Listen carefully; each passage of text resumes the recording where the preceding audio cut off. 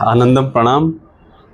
अगले 35वां सूत्र जो पतंजलि का हमें बताएंगे मुनि, जो दूसरे सूत्र में मुनि ने जो बताया कि योग क्या है, योग चित्त वृत्ति निरोध, उसके लिए उपाय काफ़ी बता रहे। जो सबसे महत्वपूर्ण जो सूत्र है वो 33वां सूत्र जो हमने चर्चा करी थी, चित्त प्रसादनम। उसके अलावा जो 12वां सूत्र था अभ्यास वैराग्याभ्याम तन निरोध, उसके अलावा 22वां सूत्र है तज्जप तदर्थ भावनाम प्राणाव। आपको ये सब करने के बाद भी माइंड कल्टिवेट नहीं हो रहा है, तो ये जो सूत्र है, यही नहीं, अगले जो 4 सूत्र आएंगे 38 39वां तक, till from 35 to 49, very deep for those who cannot work on past सूत्रास। तो सूत्र को एक बार पढ़ लेते हैं, क्या बोलते हैं। विषयावती व प्रवृत्ति उत्पन्ना नाम मनसः स्थिति निबंधनी। अब इसका क्या अर्थ हुआ, इसका देख लेते हैं। विषया नहीं मतलब कामुक, विषया मतलब जो भी हमारा मन जाता है। आँख का अपना विषय है, कान का अपना विषय है, जीवा का अपना है, त्वचा का अपना है, गंध का अपना है, नाक का। तो ये विषय कब आते हैं, जब एक तो अंदर ही अंदर पे चलता है, जो कि में हमारा इतना स्टोर है और जो हाउस है। उसके अलावा साथ साथ में जब मन के साथ साथ किसी आउटर वर्ल्ड से स्पर्श होता है तो विषय भागते हैं। वह मतलब या प्रवृत्ति मतलब कार्यशील, प्रवृत्ति मतलब हैबिट, कैसे वो कैसे काम करते हैं। उत्पन्ना नाम, उत्पन्न हुआ मन स्थिरता को बांधती है। इसका सीधा अर्थ ये हुआ कि जब हमारा मन किसी विषय के साथ स्वयं को एकात्म कर लेता है तो शांत हो जाता है, सुखी हो जाता है और आनंदमय हो जाता है। अगर मुझे शराब में मज़ा आता है तो विषय में मेरा अटका हुआ है, उससे मेरी सेंसेशन अटके हुए है, मेरे से मेरा तो सीधा उससे जीवा का संबंध है, तो एकाग्र हो जाता है। किसी को पत्ते खेलने से एडिक्शन है, नशा है, तो उसमें एकाग्र हो जाता है। किसी को धोनी से एकाग्र हो जाता है, या किसी को संभोग सेक्स में एकाग्र हो जाता है। अपने अपने जो भी विषय है जहाँ पे अब हर एक का मन रुका पड़ा है तो एकाग्र हो जाता है। तो ये सूत्र बहुत ज़रूरी है, ये उनके लिए है। जैसे दूसरे सूत्र में हमें बताया था कि चित्तवृत्ति निरोधः, योग क्या है, चित्तवृत्ति निरोधः। अब चित्त की इतनी शाखाएं हैं, इतना विशाल है, स्टोर हाउस है, जन्मों हजारों जन्मों का संचित है। वो जब विषयों के अलावा भी जब हमारा मन अंदर ही अंदर भी चलते रहता है, आँख बंद है, कान बंद है, कोई आवाज़ नहीं है, कोई स्पर्श नहीं है, कोई गंध नहीं है, कोई स्वाद नहीं है, फिर भी मन में कितने विचार उछलते। आप देखिए, पूरा हलचल यही हो रही है, हलाहल बीच यही है, समुद्र मंथन यही हो रहा है, महाभारत यही हो रहा है, रामायण यही हो रही है, पूरा जो ब्रह्मांड में हो रहा है सब यही हो रहा है, जो यहाँ हो रहा है वही ब्रह्मांड में हो रहा है।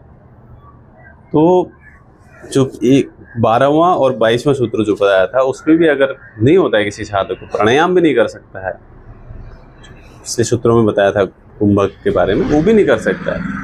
तो ये प्रारंभिक साधक के लिए है, लेकिन आगे उसको बहुत लाभ होता है।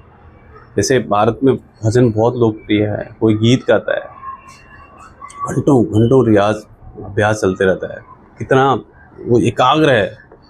सब जितने भी ये सब ये आत्म केंद्रित है, सबको एकाग्र करके उस परम अवस्था पे आगे जो ध्यान, ये सब एक्सटर्नल सपोर्ट है ये प्रारंभिक के लिए, जिससे क्या होगा कि धारणा होगी, एक 1.8 आएगा, फिर ध्यान लगेगा, देन नेक्स्ट लेवल जो सबको चाहिए वो समाधि की ओर ले जाएगा। तो इसमें हमने बताया कि जैसे बहुत सारे त्राटक के माध्यम से ये सब कराते हैं, कोई एक क्रिया होते हैं, कोई ध्यान कहते हैं। जैसे एक जगह पे आँखों को टिकाना, कोई वो रात की चंद्रमा हो सकता है, सुबह का सूरज हो सकता है, शाम का सूरज हो सकता है, या कोई मोमबत्ती हो सकती है, दिया हो सकता है, कुछ भी एक पॉइंट पे टिकाना हो। ताटक क्रिया वो अलग पूरा विषय है। उसके अलावा जैसे आप नाक की नोक पर मन को ध्यान भी करने थे, मानसिक गंध का वो सब उतराया जा सकता है। ये हमें लोनावाला में जब लेके गए थे हमारे दादा सावंत जी ने, गुरु जी ने ये कराया था, ये प्रत्यक्ष अनुभव है। उसके अलावा जो मध्य में जब उसको जीवा का जो मध्य है भाग है, उस पर ध्यान के करने से बहुत सारी अनुभूति करा सकते हैं। जो मध्य है विशेषकर जो पैलेट है यहाँ पे, तो उससे गंदगी की अनुभूति होती है। जो अंदर है, जो सॉफ्ट पैलेट है, इनर जीभ का ऊपर का जो हिस्सा है आपका, उससे उसको ध्यान करने से ध्वनि की अनुभूति होती है। कोई खिचड़ी मुद्रा लगा के कराते हैं, मतलब टंग को बाहर किया, बैंड किया, ऊपर किया, जिसको ये कोई काटते हैं वो कहाँ से, बहुत गहरा है ये सब, योग की प्रक्रिया है। ये बहुत सहायक है। जो हमारे जो पांचों विषय है, इस पे जब विषयों में अपने अपने जब लेके भागते हैं तो बड़े बहुत शक्तिशाली है। यही बात अर्जुन गीता में कहता है, यार मैं वायु को वश में कर सकता हूँ लेकिन इस मन को वश में नहीं कर सकता हूँ, इसका उपाय क्या है? तो वो बताते हैं कि अभ्यास और वैराग्य। कोई पतंजलि भी बता रहे हैं अभ्यास और वैराग्य। आप स्वयं देखिए, आपको क्या जच रहा है, अभ्यास जच रहा है या वैराग्य जच रहा है? अगर आपकी बुद्धि तेज है, वैराग्य बहुत आसान है, अटैचमेंट करना, थॉट को उस लेवल पे प्लान करना। लेकिन अगर आपकी बुद्धि उतनी तेज नहीं है तो अभ्यास से होगा, जिसका परिणाम चित्त प्रसादनम होगा। मैत्री, करुणा, मुदिता, उपेक्षा, उसको प्रैक्टिस करते रहिए। जो भारत में प्रसिद्ध विधियां हैं, भजन है, मंत्र है, कीर्तन है, स्तोत्र है, उससे एक पॉजिटिव इन्वायरमेंट क्रिएट होता है, एकाग्र होता है। धीरे धीरे जैसे ही आप एक अवस्था पे पहुंच जाएंगे तो मन अपने आप धारणा की ओर, अपने आप ध्यान की ओर जाएगा। तो अभ्यास करते रहिए, सीखते रहिए, सिखाते रहिए। अगले 36वां श्लोक में मिलते हैं।